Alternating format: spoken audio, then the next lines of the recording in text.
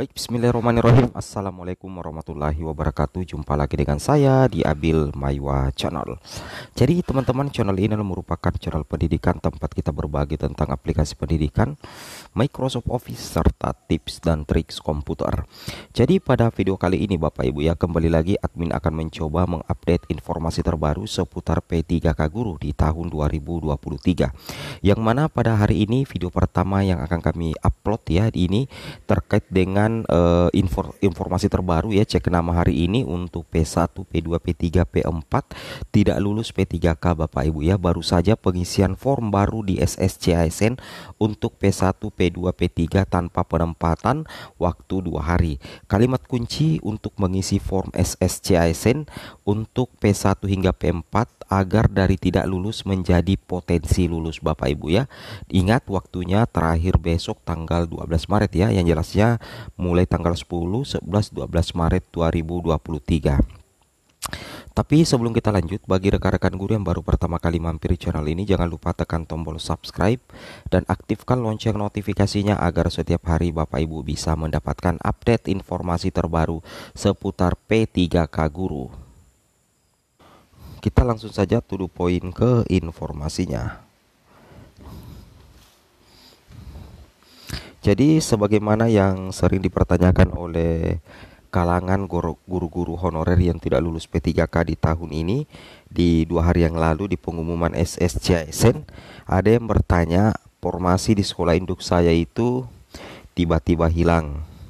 Pada saat sebelum pendaftaran di pengumuman ada nama sekolah saya yang memiliki satu formasi.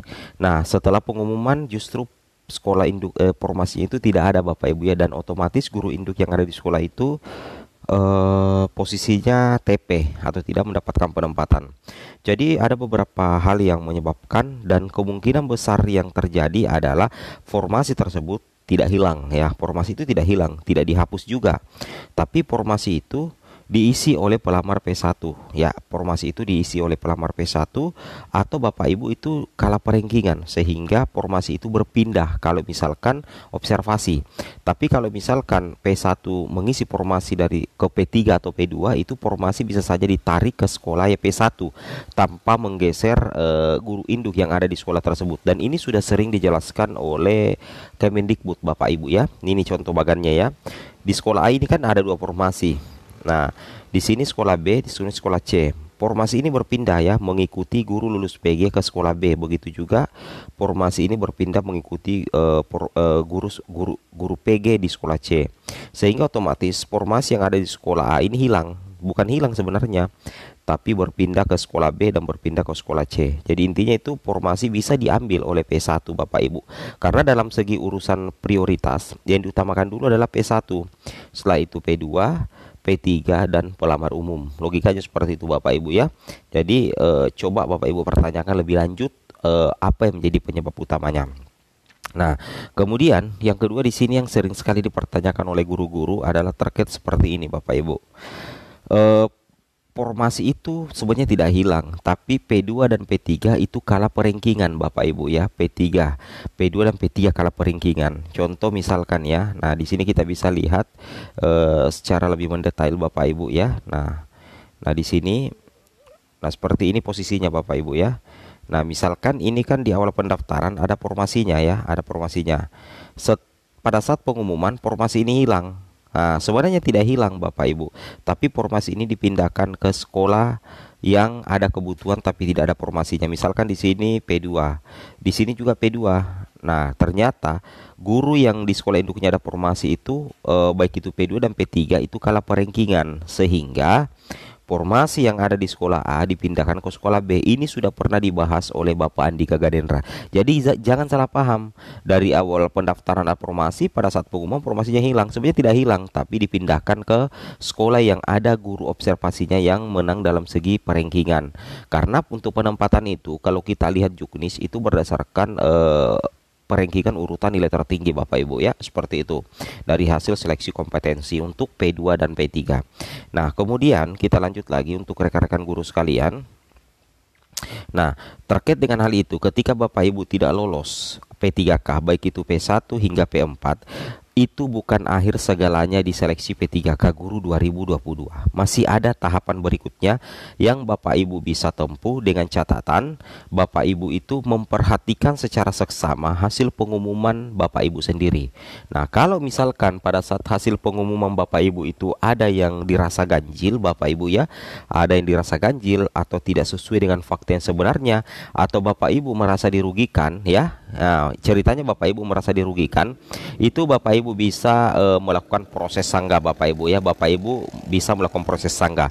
Nah, ini adalah contoh ketika Bapak Ibu tidak lolos menjadi ASN. Di sini mengatakan, mohon maaf, hasil prasangga seleksi kompetensi menyatakan Anda tidak lolos P3K Guru 2022.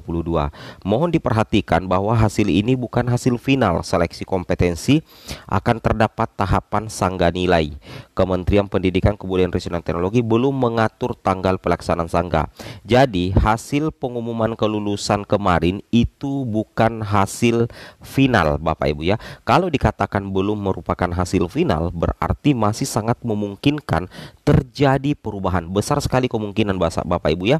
Dari yang awalnya tidak mendapatkan penempatan, itu bisa saja mendapatkan penempatan. Begitu juga sebaliknya. Dengan catatan ketika Bapak Ibu melakukan sanggah, harus disertai dengan bukti-bukti yang kuat, bukti-bukti yang real dan tidak mengada-ngada. Seperti itu.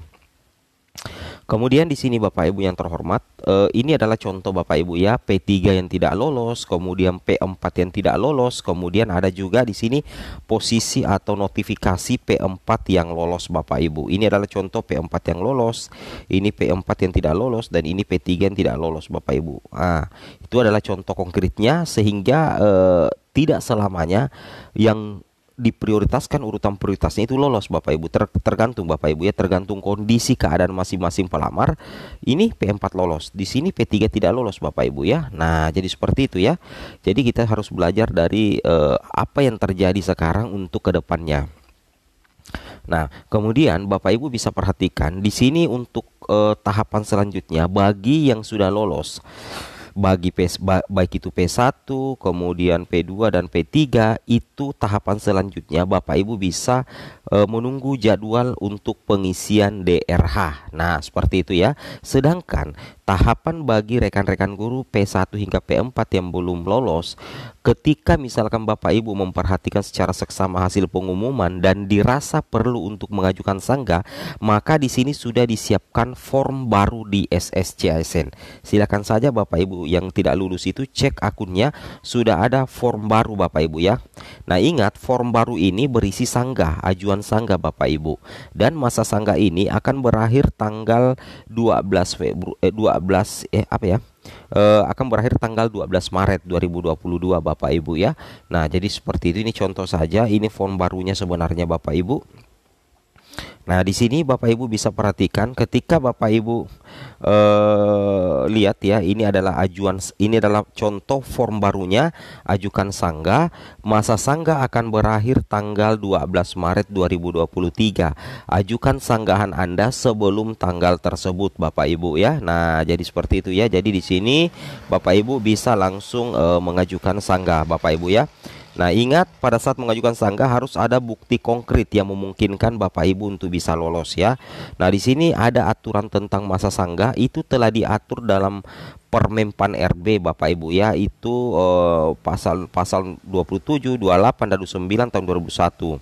Yang mana syarat dan ketentuan masa sanggah ini dikatakan pelamar hanya diberikan kesempatan untuk sanggah sebanyak 1 kali. Untuk melakukan sanggahan, pelamar masuk ke dalam akun masing-masing di website SSCASN. Bagian dinyatakan tidak lolos seleksi, maka pada halaman resum akan ada pemberitahuan dinyatakan tidak lolos.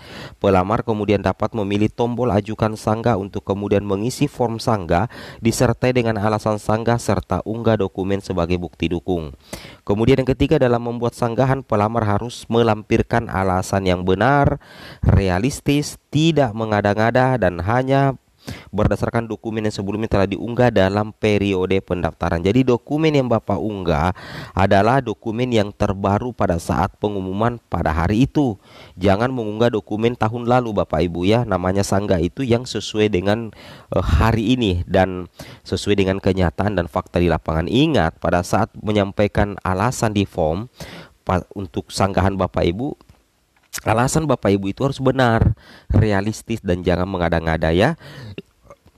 Nah, kemudian yang keempat, alasan sanggah yang diajukan juga harus sesuai dengan dokumen yang sebenarnya.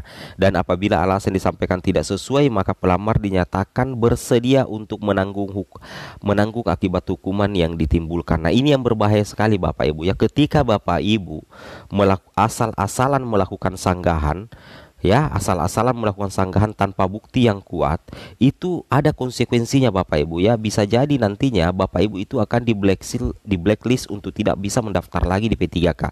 Ini yang kita hindari Bapak Ibu ya. Karena di sini katakan maka pelamar dinyatakan bersedia untuk menanggung akibat hukuman ditimbulkan. Karena masa sanggahan itu sangat berpengaruh untuk hasil P3K secara keseluruhan, sehingga admin harapkan agar pada saat melakukan sanggahan harus betul-betul sesuai dengan alasan yang benar, realistis dan tidak mengada-ngada Bapak Ibu ya.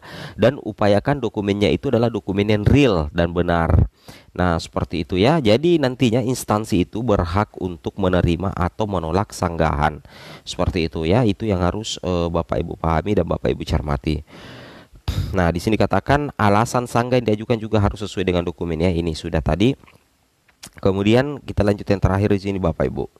Nah, ini contohnya formnya Bapak Ibu. Ini adalah contoh form sanggah nilai SKD P3K Guru. Nah, misalkan yang ingin Bapak Ibu sanggah, misalkan Bapak Ibu dirugikan karena afirmasi serdik Bapak Ibu tidak diakui sehingga nilai Bapak Ibu itu tidak maksimal, maka centang saja ini afirmasi serdik, kemudian berikan alasan sesuai dengan keadaan yang sebenarnya di akun SSCASN yang menyebabkan Bapak Ibu mengalami kerugian secara nilai karena afirmasi serdik Bapak Ibu itu tidak terisi.